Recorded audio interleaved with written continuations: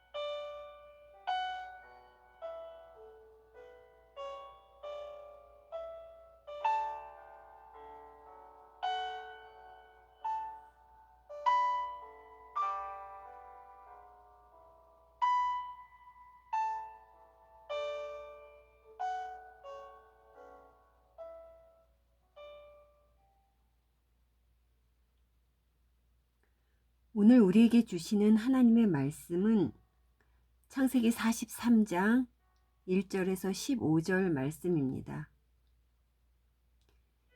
그 땅에 기근이 심하고 그들이 애굽에서 가져온 곡식을 다 먹음에 그 아버지가 그들에게 이르되 다시 가서 우리를 위하여 양식을 조금 사오라. 유다가 아버지에게 말하여 이르되 그 사람이 우리에게 엄히 경고하여 이르되 너희 아우가 너희와 함께 오지 아니하면 너희가 내 얼굴을 보지 못하리라 하였으니 아버지께서 우리 아우를 우리와 함께 보내시면 우리가 내려가서 아버지를 위하여 양식을 사려니와 아버지께서 만일 그를 보내지 아니하시면 우리는 내려가지 아니하리니 그 사람이 우리에게 말하기를 너희의 아우가 너희와 함께 오지 아니하면 너희가 내 얼굴을 보지 못하리라 하였음이니이다. 이스라엘이 이르되 너희가 어찌하여 너희에게 또 다른 아우가 있다고 그 사람에게 말하여 나를 괴롭게 하였느냐. 그들이 이르되 그 사람이 우리와 우리의 친족에 대하여 자세히 질문하여 이르기를 너희 아버지가 아직 살아 계시느냐? 너희에게 아우가 있느냐 하기로 그 묻는 말에 따라 그에게 대답한 것이니 그가 너희의 아우를 데리고 내려오라 할 줄을 우리가 어찌 알았으리이까. 유다가 그의 아버지 이스라엘에게 이르되 저 아이를 나와 함께 보내시면 우리가 곧 가리니 그러면 우리가 아버지와 우리 어린 아이들이 다 살고 죽지 아니하리이다. 내가 그를 위하여 담보가 되오리니 아버지께서 내 손에서 그를 찾으소서. 내가 만일 그를 아버지께 데려다가 아버지 앞에 두지 아니하면 내가 영원히 죄를 지리이다. 우리가 지체하지 아니하였다면 벌써 2번 갔다 왔으리이다. 그들의 아버지 이스라엘이 그들에게 이르되 그러할진대 이렇게 하라. 너희는 이 땅의 아름다운 소산을 그릇에 담아가지고 내려가서 그 사람에게 예물로 드릴지니 곧 유황 조금과 꿀 조금과 향품과 모략과 의향나무 열매와 감 복숭아니라. 너희 손에 갑절의 돈을 가지고 너희 자루 아기에 도로 넣어져 있던 그 돈을 다시 가지고 가라. 혹 잘못이 있었을까 두렵도다. 내 아우도 데리고 떠나 다시 그 사람에게로 가라. 전능하신 하나님께서 그 사람 앞에서 너희에게 은혜를 베푸사 그 사람으로 너희 다른 형제와 베냐민을 돌려보내게 하시기를 원하노라.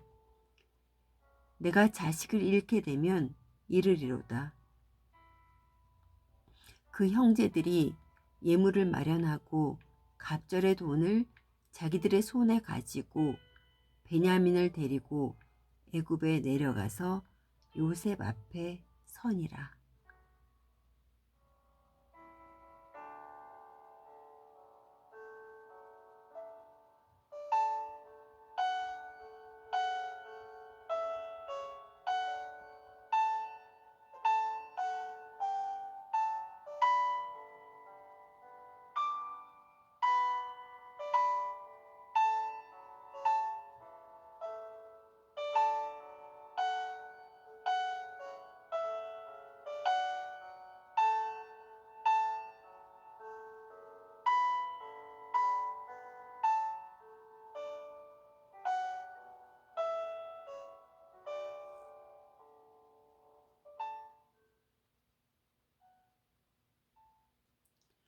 요셉의 형들은 기근으로 인해서 애굽에서 식량을 사왔습니다. 그러나 기근은 더 심해지고 이제 그들이 사온 식량은 다 떨어져 버렸습니다. 애굽에 다시 가서 사오면 되는데 문제는 아버지 야곱이 사랑하는 막내 아들 베냐민을 데리고 가야 하는 것입니다. 요셉을 잃어버린 야곱은 또 베냐민을 잃을까 하는 걱정에 두 번이나 애굽에 다녀올 수 있는 시간이 지나버렸습니다. 시므온이 볼모로 잡혀있는 애굽, 아버지 야곱이 내놓지 않으려는 베냐민, 모두 마음속에만 담아두고 있었던 생각들인데 더욱 심해진 기근으로 인해 어떤 선택을 해야 할 때가 온 것입니다. 42장 1절에 보니 기근이 시작되었을 때는 서로 바라만 보고 있던 야곱의 아들들이었습니다. 이들에게는 그럴 여러 가지 이유가 있었을 것입니다. 이들이 요셉을 팔아 넘긴 곳이 바로 애굽이었기에 선뜻 가고 싶지 않은 곳이었을 것입니다. 또 이렇게 죽느냐 사느냐는 어려움 가운데 있음에도 불구하고 형제들의 관망하는 자세는 가족의 연합에 있어서도 문제가 있었음을 엿볼 수 있습니다. 요셉을 편애하던 야곱은 요셉을 잃고 이번에는 막내인 요셉의 아우 베냐민은 빼고 형들에게만 애굽에 다녀오라고 합니다. 성경은 야곱이 애굽의 볼모로 잡혀있는 시므온에 대한 염려를 한다는 언급은 기록하고 있지 않습니다. 요셉만을 편애하던 야곱이 이번에는 베냐민을 잃을까 두려워하는 모습만을 기록하고 있습니다. 이렇게 형제들 가운데 특정 자녀만을 편애할 경우에 가족이 온전히 연합되는 것은 쉽지 않습니다. 그런데 기근이라는 어려움이 닥쳤을 때 처음에 관망만 하고 있던 야곱의 아들들은 이번에는 태도가 달라졌습니다. 본문 8절에서 9절에 보니 유다가 나섭니다. 유다가 그의 아버지 이스라엘에게 이르되 저 아이를 나와 함께 보내시면 우리가 곧 가리니 그러면 우리와 아버지와 우리 어린 아이들이 다 살고 죽지 아니하리이다. 내가 그를 위하여 담보가 되오리니 아버지께서 내 손에서 그를 찾으소서. 내가 만일 그를 아버지께 데려다가 아버지 앞에 두지 아니하면 내가 영원히 죄를 지리이다.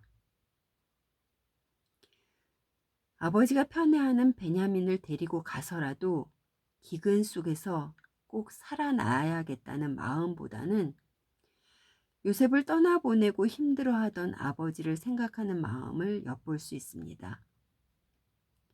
형들의 마음이 요셉을 팔던 때와는 같지 않습니다. 결국 야곱은 결단을 합니다. 14절입니다. 전능하신 하나님께서 그 사람 앞에서 너희에게 은혜를 베푸사 그 사람으로 너희 다른 형제와 베냐민을 돌려보내게 하시기를 원하노라. 내가 자식을 잃게 되면 이르리로다. 가족이 화합되는 모습이 보입니다. 하나님의 일하심이 있는 곳에는 아무리 어려움 가운데 있다 할지라도 회복의 역사가 있는 것을 볼 수 있습니다. 사랑하시는 한 사람 한 사람을 만지시기 때문입니다. 하나님께서는 식량을 사러 간 애굽에서 정탐꾼으로 몰려 어려움을 겪을 때 요셉을 팔아버리고 아버지께 거짓말한 것을 형들의 마음 깊은 곳에서 드러내시기 시작하면서 형들의 마음을 만지시고 아버지 야곱의 마음도 만지셨습니다. 야곱이 기도하며 하나님의 도우심을 구하고 결단합니다. 그럼에도 불구하고 만약에 일이 생겨서 아들에게 문제가 일어나더라도 후회하지 않겠다는 결단입니다.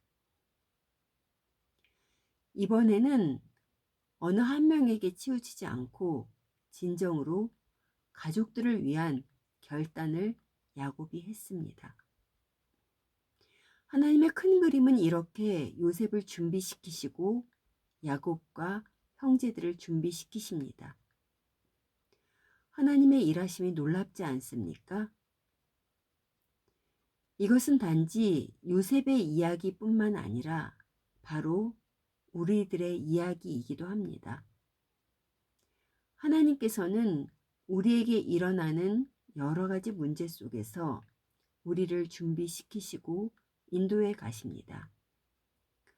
우리의 생각으로는 풀어갈 수 없는 많은 문제들을 하나님께서는 생각하시고 계획하시고 계시다는 것을 우리는 믿으며 나아가야 합니다. 많은 어려움이 있는 요즘입니다. 시간이 갈수록 더욱 그러합니다. 성도님 가운데서도 더 많이 힘든 상황 속에 놓여 있는 분들도 있을 줄 압니다.